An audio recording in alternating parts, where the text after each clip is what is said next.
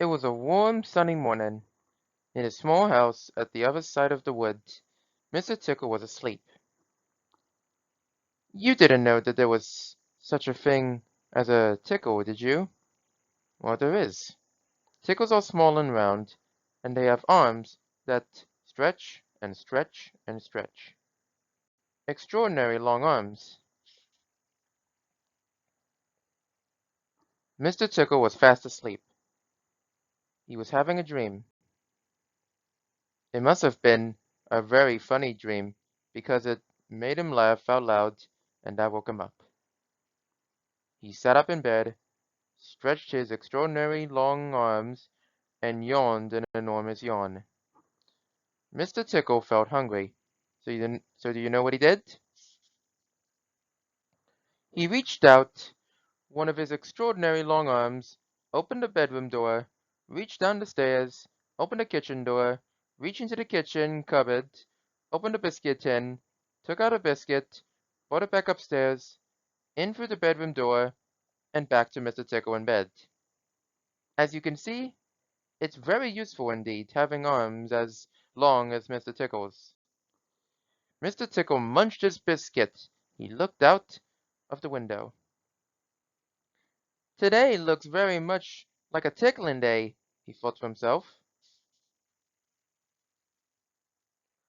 So later that morning, after Mr. Tickle had made his bed and cooked his breakfast, he set off through the wood. As he walked along, he kept his eyes very wide open, looking for somebody to tickle. Looking for anybody to tickle.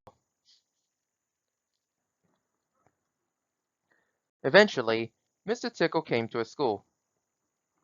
There was nobody about, so reaching up his extraordinary long arms to a high window ledge, Mr. Tickle pulled himself up and peeped in through the open window. Inside, he could see a classroom. There were children sitting at their desks, and a teacher writing on the blackboard. Mr. Tickle waited a minute, and then reached in through the window. Mr. Tickle's extraordinary long arm went right up to the teacher, paused, and then tickled. The teacher jumped in the air and turned round very quickly to see who was there, but there was nobody there.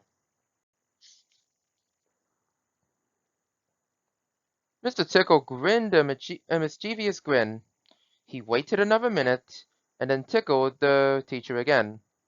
This time he kept on tickling until soon the teacher was laughing out loud and saying, stop it, over and over again.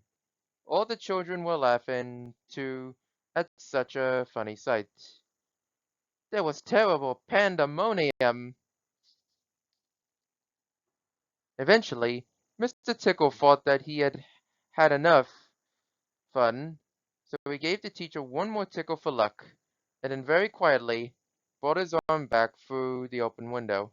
Chuckling to himself, he jumped down from the window, leaving the poor teacher to explain what it was all about, which of course he couldn't. Then Mr. Tickle went to town. And what a day Mr. Tickle had! He tickled a policeman on traffic duty at the crossroads in the middle of town. It caused an enormous traffic jam. He tickled the greengrocer just as he was piling apples neatly in his shop window. The greengrocer fell over backwards, and the apples rolled all over the shop. At the railway station, the guard was about to wave his flag for the train to leave. As he lifted his arm in the air, Mr. Tickle tickled him. And every time he tried to wave his flag, Mr. Tickle tickled him until the train was 10 minutes late, leaving the station, and all the passengers were furious.